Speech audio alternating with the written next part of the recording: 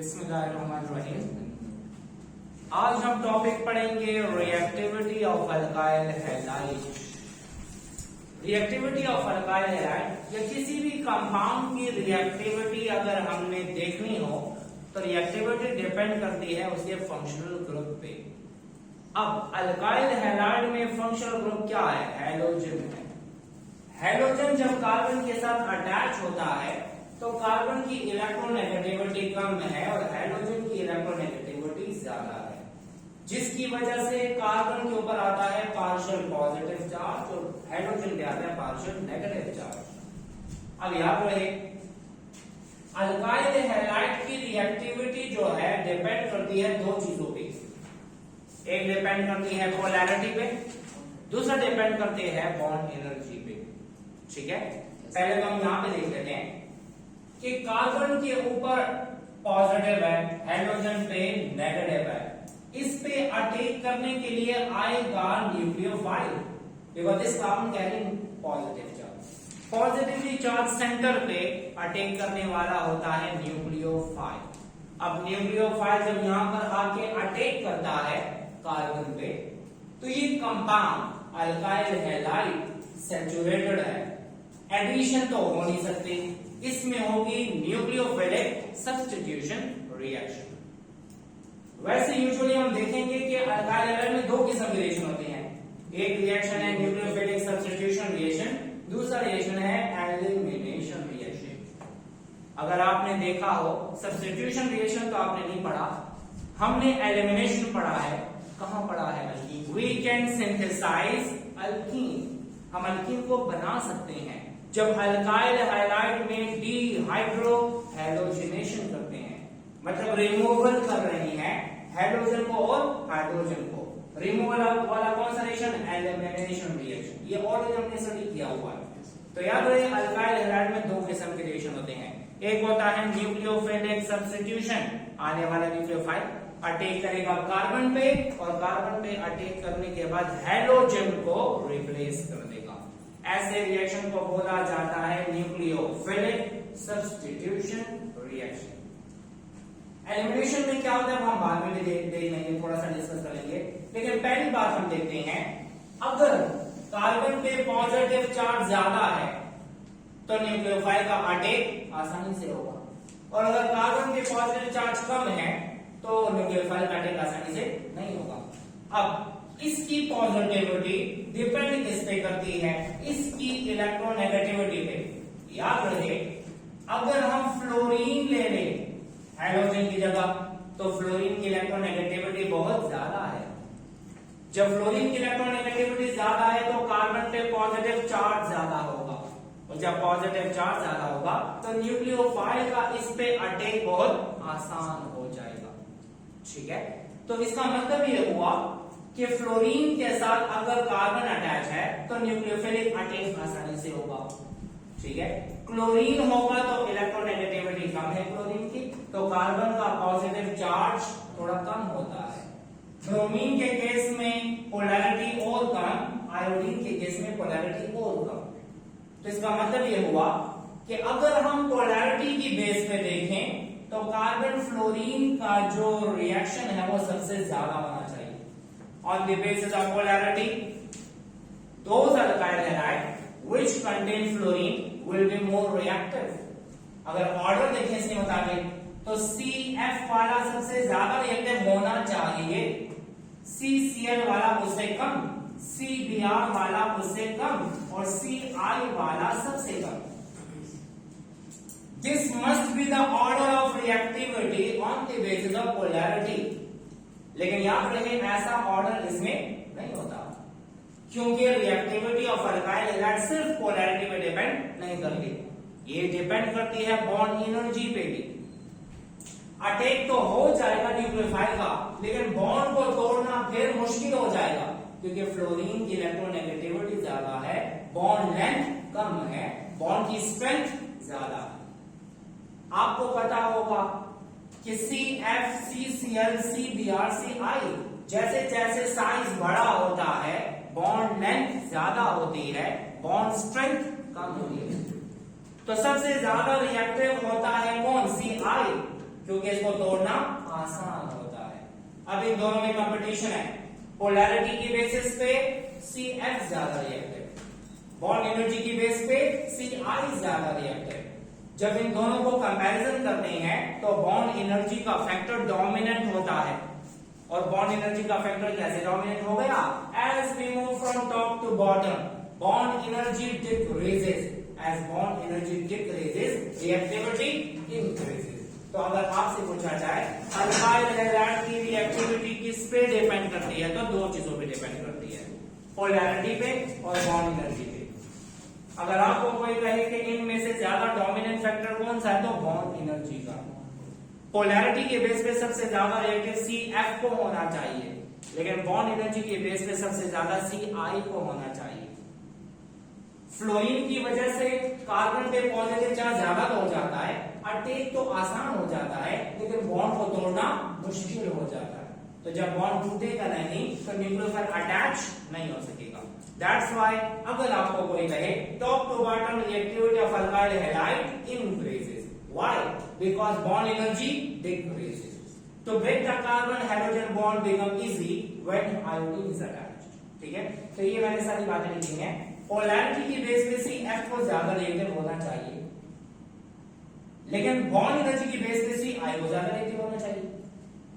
लेकिन bond energy का जो इफेक्ट है वो डोमिनेंट होता है ओवर पोलैरिटी के फैक्टर पे। इसी वजह से हम कहते हैं, अच्छा, तो top to bottom reactivity of alkyl halide increase होती है। ठीक है, CF सबसे कम, CCl से ज्यादा, CBr से ज्यादा और CI सबसे ज्यादा, डिपेंड अपॉन बॉन्ड एनर्जी। अब आती है सब्स्टिट्यूशन, तो सिंपल है। सब्स्टिट्यूशन का मतलब क्या? न्यूक्लियोफाइल आएगा और हाइड्रोजन जाएगा, इसको बोलते हैं न्यूक्लियोफिलिक सब्स्टिट्यूशन रिएक्शन। क्लियर? अब दूसरी बात करते हैं, एलिमिनेशन के लिए एक रूल है, और वो रूल ये है, एक और बात सुने, हाइड्रोजन जिस कार्बन के साथ है वो कार्बन होता है अल्फा कार्बन। जिस कार्बन के साथ हाइड्रोजन अटैच है, फॉर एग्जांपल ये है हाइड्रोजन H। अगर आपसे पूछा जाए तनवीर, अगर आपसे पूछा जाए अल्फा कार्बन कौन सा है, तो वो कार्बन जो फंक्शनल ग्रुप के साथ अटैच होता है उसको क्या बोलेंगे? Alpha carbon. न्यूक्लियोफाइल जब भी अटैक करता है तो वो इस कार्बन पे अटैक करता है। किस कार्बन पे? अल्फा कार्बन पे। एक और बात याद रखें, न्यूक्लियोफाइल लिविस बेस भी होता है और लिविस बेस न्यूक्लियोफाइल भी होता है। लेकिन याद रहे, आपको पता है ना, हम कहते हैं ammonia is a nucleophile as well as there is a base. हम ऐसा करते हैं OH is a nucleophile. What is nucleophile? Nucleus loving. What is nucleophile? Electron pair donor. What is base? Lone pair donor. पढ़ता है कि नहीं पता? मतलब दोनों ही चीजें, लेकिन फर्क कैसे पता लगेगा? न्यूक्लियोफाइल अटैक करता है अल्फा कार्बन पे, लेकिन जो बेस आता है तो बेस अटैक करता है बीटा हाइड्रोजन पे। What is beta hydrogen? Alpha carbon के साथ जो कार्बन होता है वो बीटा कार्बन होता है, बीटा कार्बन के साथ जो हाइड्रोजन होता है वो बीटा हाइड्रोजन होता है। याद रहे, न्यूक्लियोफाइल क्या करता है? सब्स्टिट्यूशन करता है। बेस क्या करता है? एलिमिनेशन करता है। न्यूक्लियोफाइल कहां अटैक करता है? अल्फा कार्बन पे। बेस कहां अटैक करता है? बीटा हाइड्रोजन पे। हम इस तरह डिस्टिंग्विश कर सकते हैं, how can we distinguish between base and nucleophile? Nucleophile will attack at alpha carbon, base will attack at beta hydrogen. Base undergoes elimination reaction and nucleophile undergoes substitution reaction. ठीक है, ये चीजें बहुत इंपॉर्टेंट अक्सर MCQ में आती है। अब यहाँ पे आती है तो बात खत्म हो गई। ये जो मैंने डिफरेंस बताया वो न्यूक्लियोफाइल और बेस का था। न्यूक्लियोफाइल और बेस दोनों एक चीज है। जब वो बिहेव करती हैं तो उनको हम मुख्तलिफ नाम देते हैं।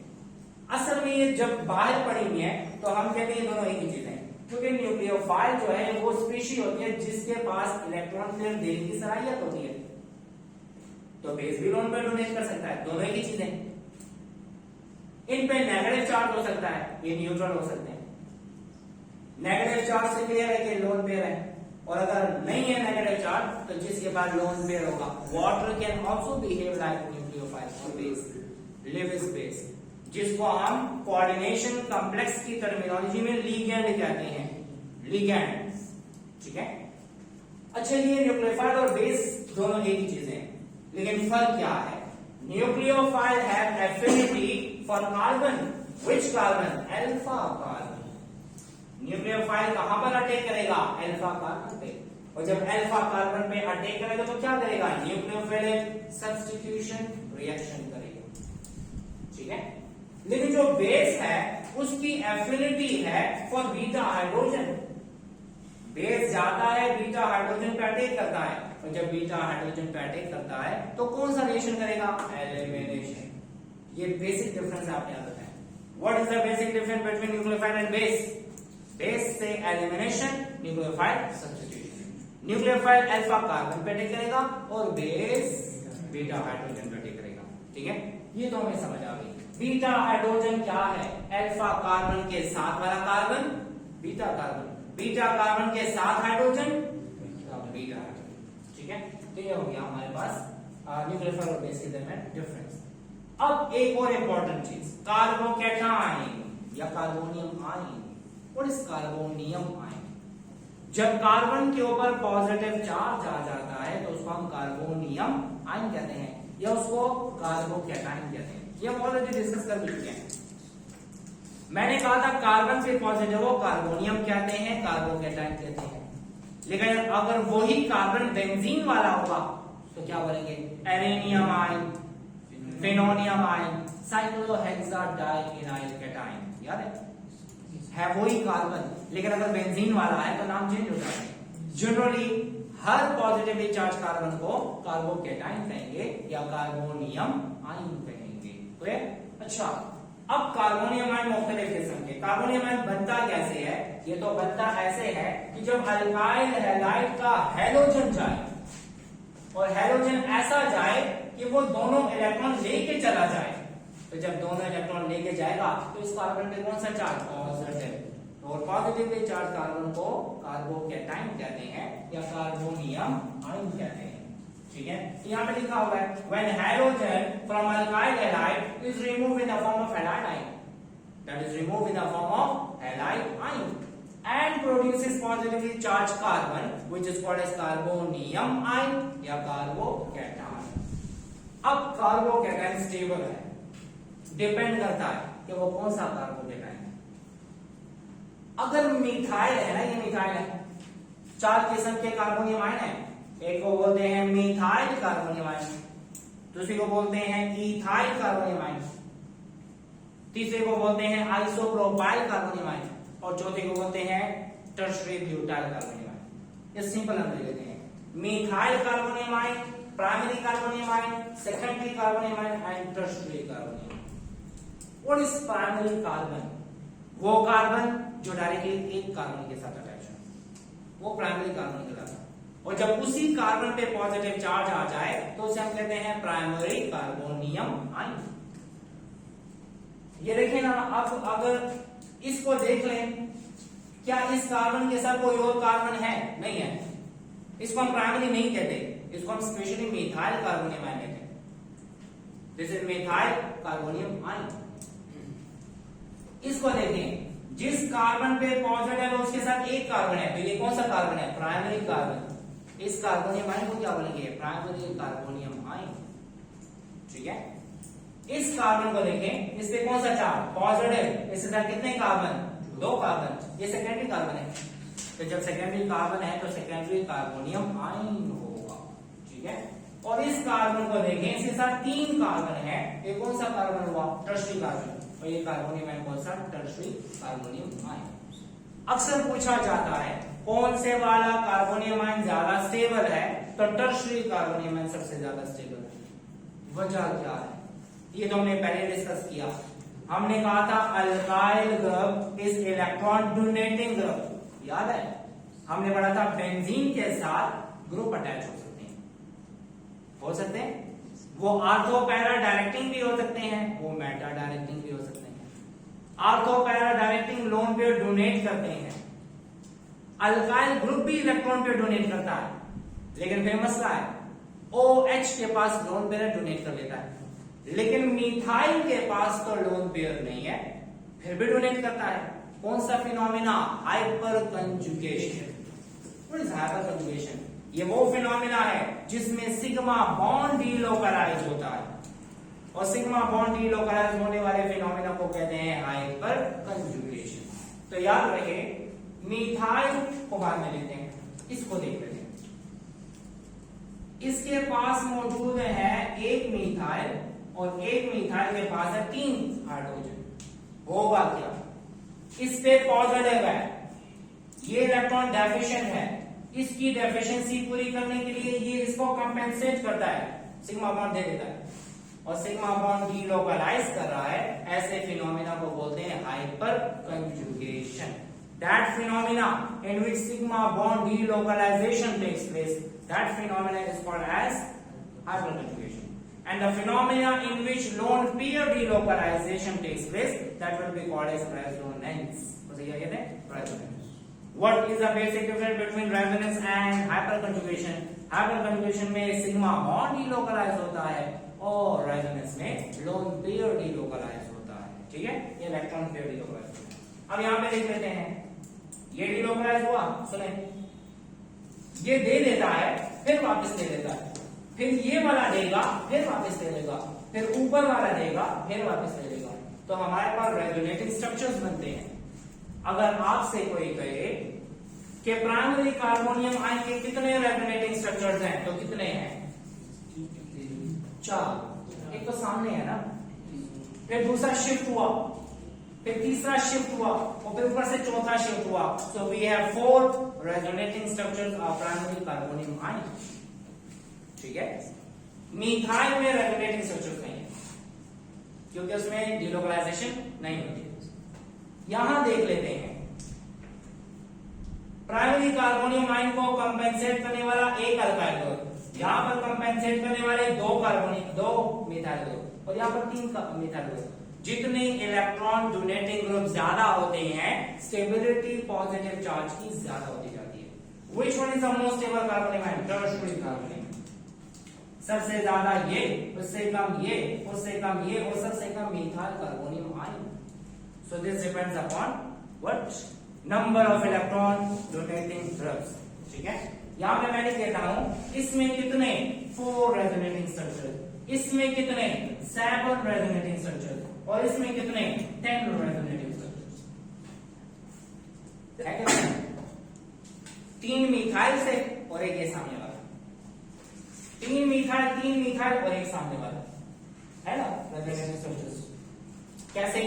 एक तो सामने स्ट्रक्चर है, दूसरा स्ट्रक्चर ऐसा होगा जिसमें ये बॉन्ड शिफ्ट हो जाएगा, तीसरा ऐसा होगा जिसमें ये बॉन्ड शिफ्ट हो जाएगा, चौथा ऐसा होगा जिसमें ऊपर वाला शिफ्ट हो जाएगा। तो एक मिथाइल से 3 रेजोनेटिंग स्ट्रक्चर्स बनते हैं, 2 मिथाइल से 6 बनेंगे और एक के सामने वाला, 3 मिथाइल से 9 बनेंगे और एक सामने वाला 10। So as the number of resonating structures increases, stability of carbocation also increases। ये 4, 7 और 10 क्या है? ये resonating structures हैं। These are resonating structures। तो आपने याद रखना है कि जैसे जैसे अल्काइल ग्रुप इंक्रीज होते हैं, स्टेबिलिटी